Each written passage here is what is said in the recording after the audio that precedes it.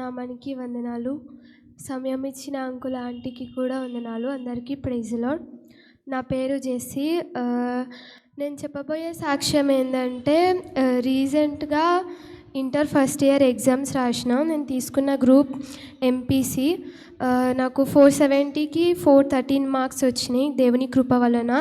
This is not my greatness, అంతా దేవుని కృప వలనే వచ్చింది.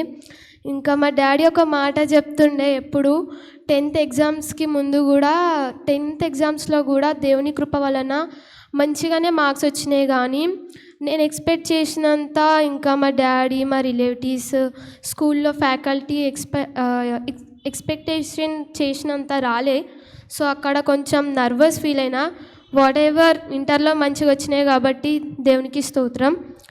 ఇంకా మా డాడీ చెప్తుండే, 10th క్లాస్ ముందు మంచిగా మార్కులు రాకపోతే ఊర్లో ఆవులు, బర్రెలు, మేకలు కొనేసిస్తా, కాసుకొని అక్కడ ఉండు అంటుండే. ఏంది డాడీ ఇట్లా అంటుండు, నిజమా అబద్ధమా అని అనుకుంటుండే. కానీ మార్క్స్ వచ్చినాక అర్థమైంది మేము మంచిగా చదువుకోవాలని డాడీ అట్లా అన్నారని. సో డాడీ చాలా మంచోరు.